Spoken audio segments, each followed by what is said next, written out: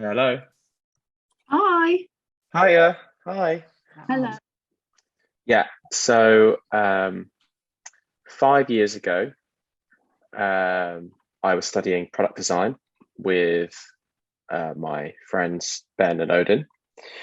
We were studying at Central St Martin's in King's Cross, Central London, and we had an idea to launch a product.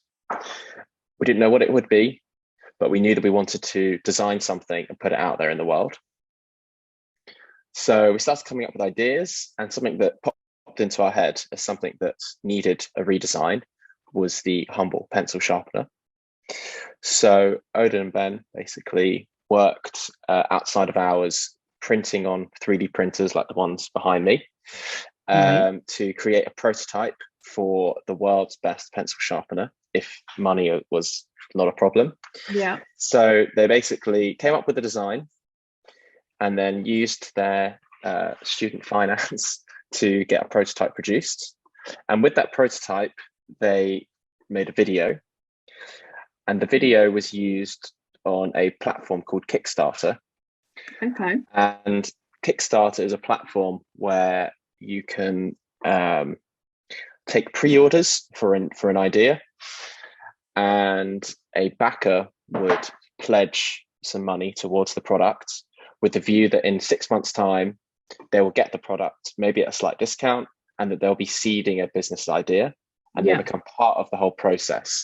Yeah. So they get to have a role in the whole design process where they can give feedback. They get a lot more transparency and information about what's going on behind the scenes. Yeah. So Odin and Ben basically put their very fancy pencil sharpener called Hovel on Kickstarter, thinking that they might sell a few of them. And accidentally, they sell 750 of them, which Nice. raised about £25,000, which as 18-year-olds is an awful lot of money, and also a real incentive to progress and do more. So fast forward 6 months, and the products are coming off the production line, and it's about December the 15th, and all the customers have been promised the products would be sent before Christmas. Ben is from California and has gone back to the States to be with his family for Christmas. And Odin is about to go to Australia the next day. So Odin calls me up in a panic and says, Noah, you're the most reliable friend we have. Can you send them all out? And then I basically sit in Odin's flat with all the products, pack them into envelopes, put labels on them, take them to the post office, negotiate a better price with the post office on sending them all out. They all get delivered, all the backers are happy. And I basically say to Odin, Ben, what's next? How can I be involved? And that's kind of how we decide that we're actually going to be doing this more seriously. So the next step for us was to take the products to stores and to see if we could get the pencil sharpener in them. So we basically walked around all the fancy design stores and stationery stores in London with a briefcase, the three of us, saying, would you like to look at my pencil sharpener? And everyone was like, who are these guys? What are they doing? And they all said, it's lovely, it works really well, but come back when you have a range of products. So Okay. what we took And from when that, was this, Noah? that was probably 2018. Yeah. So we were still in second year at university. So what we took from that was two things. Firstly, that we needed our own website. We couldn't rely on any retailers to sell our products. And then secondly was that we needed a range of products. So we basically maintained the business whilst we were at uni for that year. And then we decided to take a year out between second and third year. In that year, we went on a business accelerator program where we basically pitched an idea for a really high quality drawing and writing tool business. And yeah, so we joined this program. We rebranded. We brought out our second product, which was the Iris, which is the circle drawing tool inspired by camera apertures. And that product had a major success on Kickstarter. It basically went viral on Reddit. So that raised about £280,000, which is obviously even more Wow. massive amount of money. And we had thousands of orders from all around the world that we had to get produced and send out.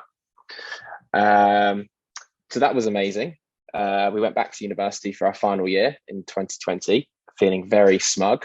Yeah, I'm that sure. we've done all of that in our Rightly year. so. And then that takes us to 2020 and the pandemic. So just before the pandemic, we were about to open a small retail space in Camden, which was an exciting opportunity for us to actually be selling the products in real life. But a week later, all stores, or like all retailers, shut down. Everyone's anxious to go outside. There's no tourists in London, so that kind of failed. But we did find that we had an amazing opportunity during the pandemic because people were turning to drawing and writing. We had just launched our third main product, the Stria ruler. And because we had already been set up online and had been started as an online business, we were able to have some really good success in that year. We also had an amazing endorsement from a guy called Adam Savage, who's half of Mythbusters. So he basically has a YouTube channel and reviews workshop tools. And out of the blue, he heard about our products and placed an order. We saw his name on our order list and thought, could it be him? Maybe it's him. And then we looked it up where he might live and found out that it could be him. So we basically packed an envelope full of all of our products, wrote him a really nice letter that said, you inspired us to do what we do, thinking that he would do nothing with it and he would just enjoy it. And it was just an appreciative act.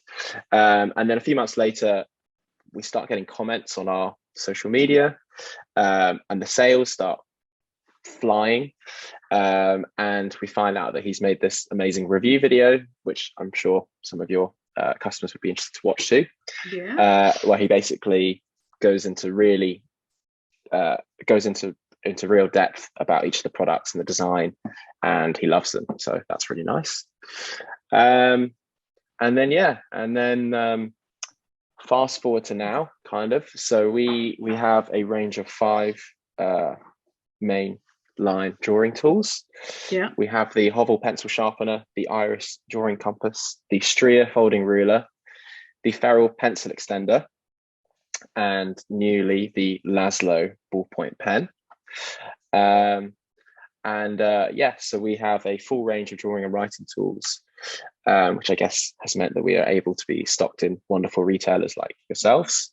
And it also means that you can sort of complete your collection of high quality tools with Maker's Cabinet. And yeah, that's kind of where we are today. Amazing. What an amazing story. Well done.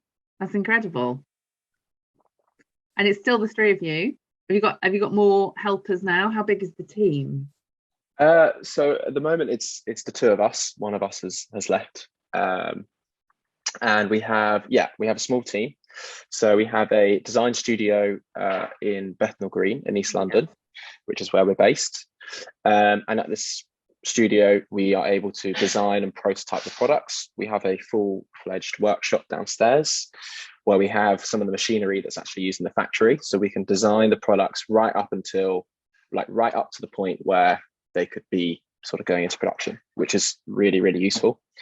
Up until we moved in here, which was December 2020, we'd been designing everything from home. We were sitting in our bedrooms with 3D printers wiring as we slept. So it's a massive step for us to be in an actual space. So here we have an office space, design like a workshop space, and a photo studio. We share some of the space with another 2 design businesses. Are there other products that you're thinking about in terms of the core range for Maker's Cabinet? What comes next? That's what people always ask. It's I can't really say, to be honest. That's There kind are of our plans that's one of though, our just by the fact secrets. of, yeah. Yeah, of course. Always plans for new products. We've just launched this pen, Laszlo, which is a really, really nice ballpoint pen that has this really innovative and satisfying engaging mechanism to engage the cartridge. So that's just been launched a couple of weeks ago. So that's kind of our newest product. And our current design is sort of like working out all the kinks of that and making sure that we can get it through production. So that's where that is at the moment. We also are going to be, I can tell you about hopefully a range of notebooks that we're going to be bringing out soon too. Oh, exciting. I can't necessarily say much more. So the Laszlo is part of a Kickstarter campaign. So it's not yet available to customers or retailers until later this year. Okay. We're currently in the stage. We haven't missed anything. No, you haven't, and I will definitely let you know when it will be available. Right.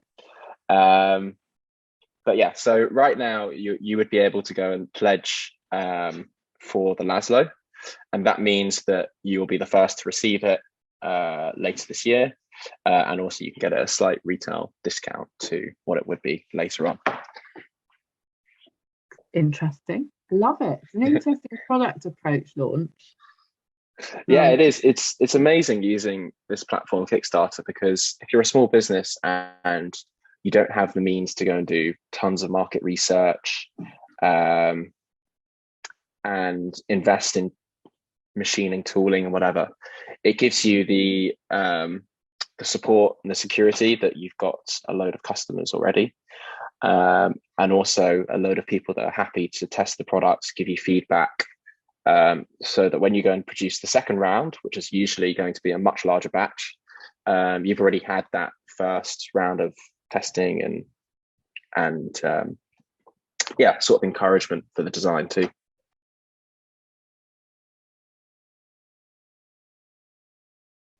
I guess I can try and go into the workshop if the internet's going to stretch.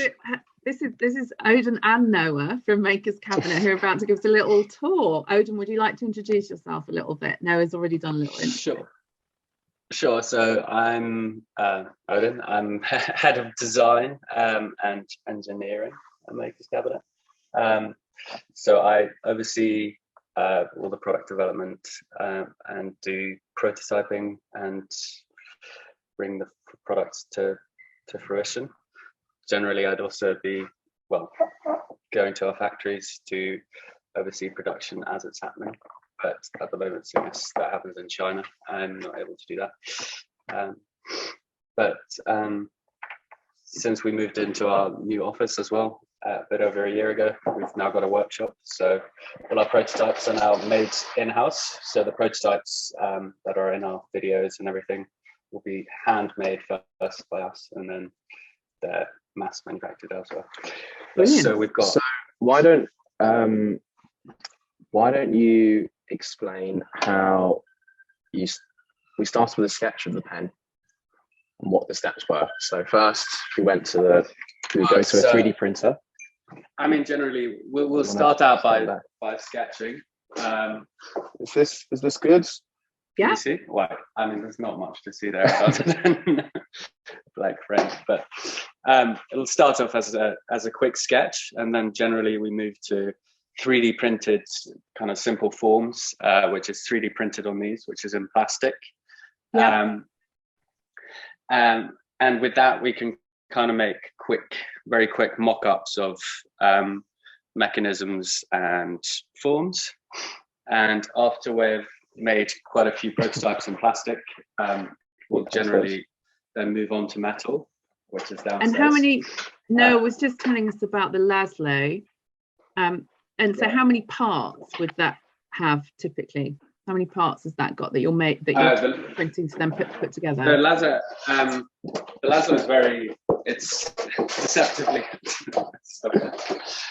deceptively simple. Well, it's got, I think it only has 7 parts or something. Although, I mean, something like the iris obviously has a lot more. That's made up of, I think, up to 30. Well, 50 parts. So this is our workshop. So this is the workshop. We have workbench. Are you still there? Yeah, still here, loving it. Is it in focus? Yeah, I think so. Yeah. So drill press, workbench, and then we have a lathe, which is over there. So this is what the whole of the pen was made on, pretty much. Yeah. And then over here we have show, which is called a CNC machine. Wow. Okay, what does that do? So this, what it does is you'll model something on you'll model a shape on a computer, and then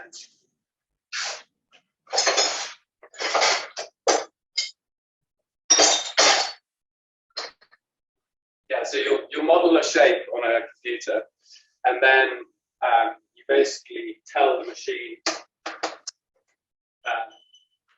you program the machine based on a 3D computer model, and you tell the machine where you want it to cut, and it will cut it out basically out of metal.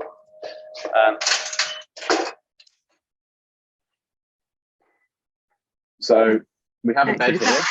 And that's a lathe, and it's not using laser. It's a lathe.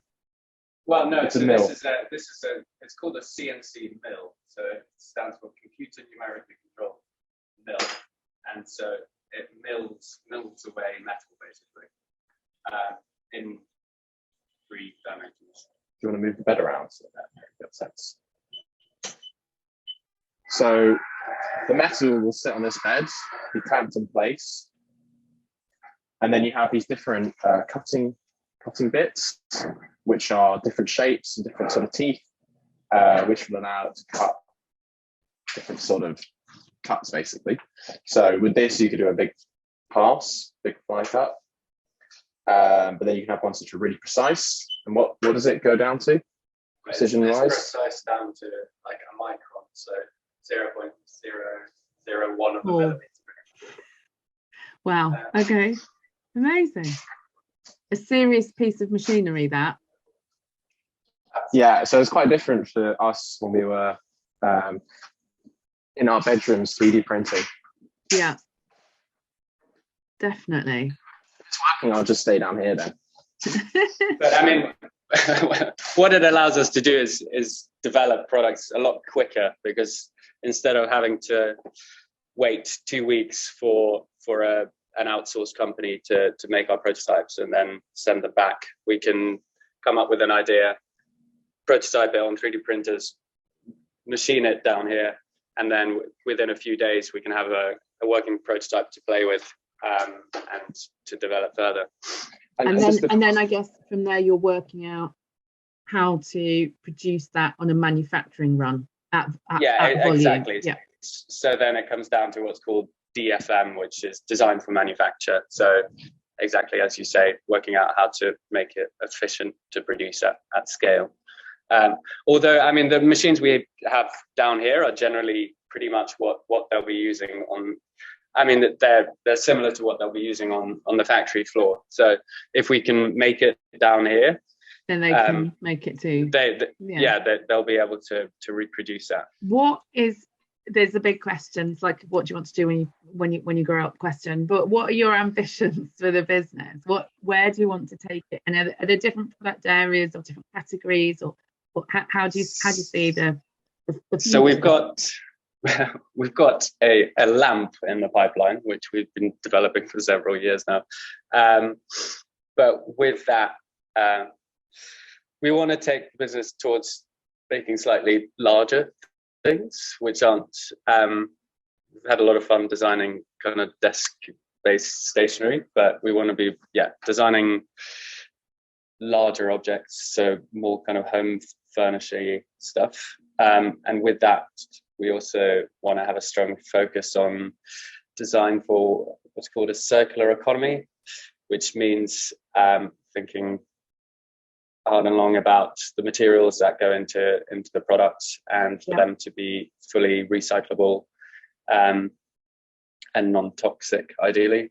Yeah. And then also designed for disassembly, but also designed for repair. So, well, in regards to a lamp, every component being easy to disassemble and repair should they need to be.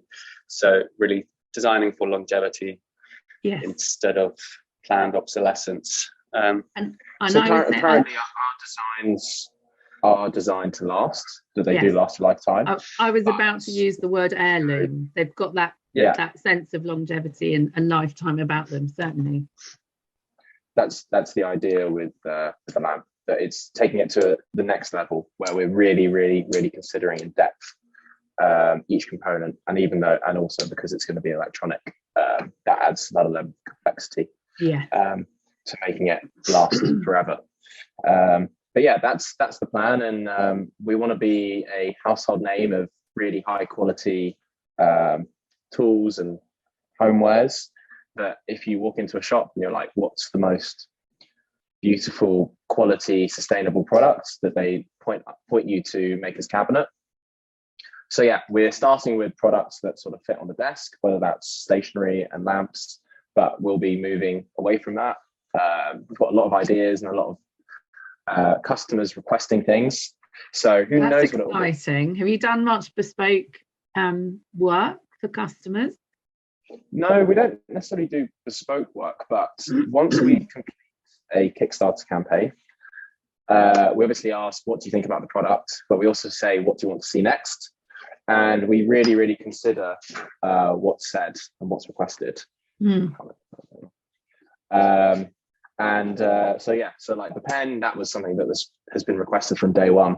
That would be the first thing people ask for. So when you say, we have a stationery business, they're like, oh, like pens. You're like, no, pencils. Now you can say yes, so it's all good. So now we can say yes. But yeah, and obviously we're slightly biased, so we'd love more stationery and more desks, but I understand the move into homewares and bigger items. It's really exciting.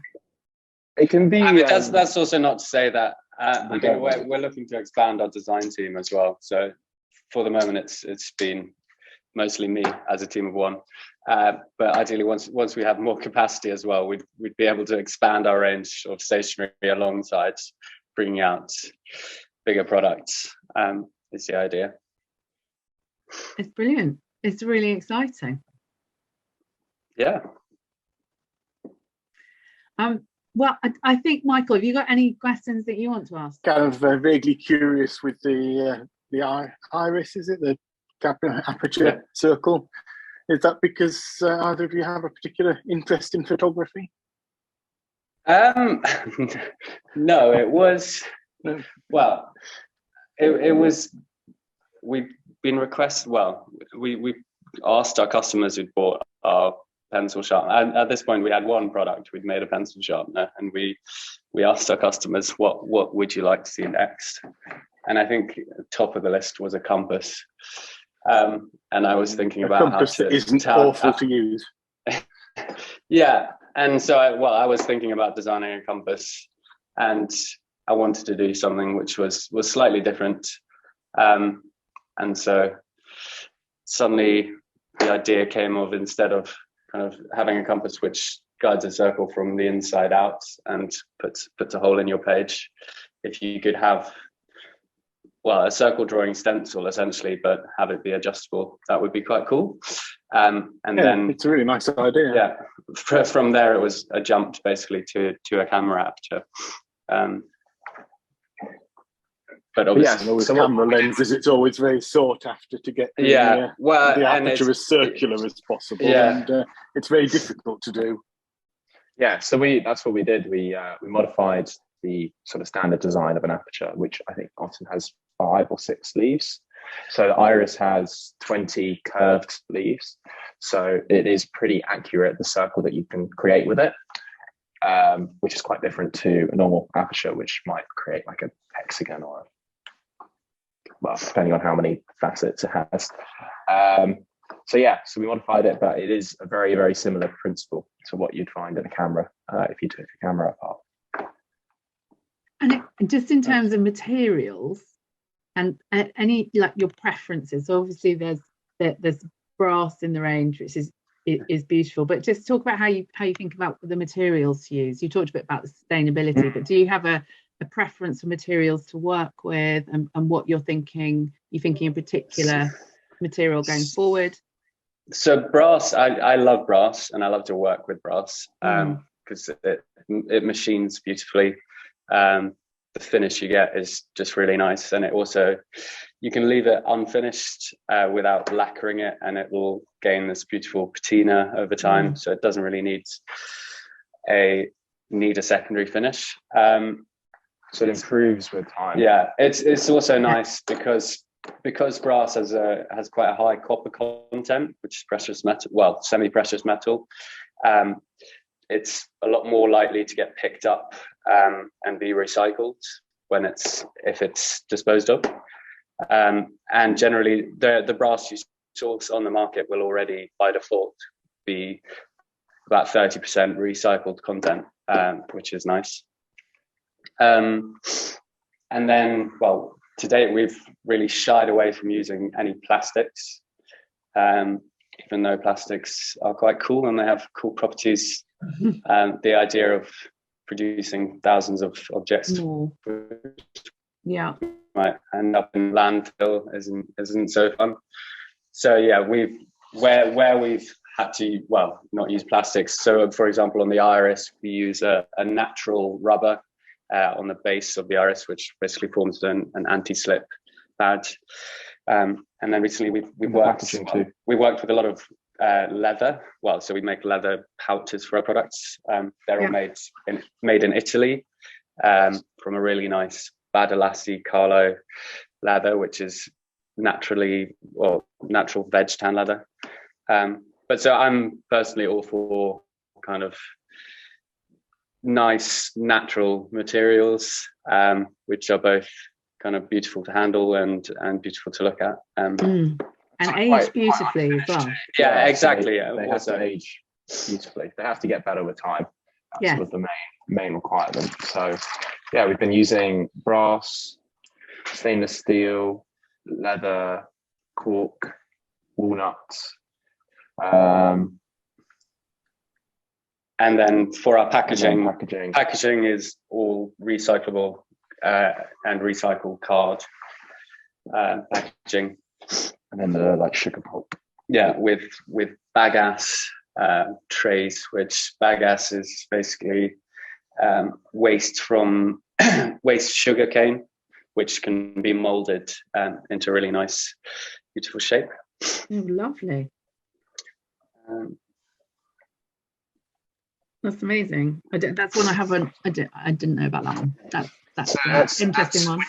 When you buy one of the new iPhones or Apple products, they come in a formed tray. Yeah. And I'm pretty sure that's they use bagasse as well. It's the same material. Love that. Amazing. Okay, so there's loads in there. I'm conscious of your time, and I think we just bagged you for 5 minutes. No problem. So that didn't quite work out. Thank you very much. Cool. Lovely Thank you. Lovely to meet you.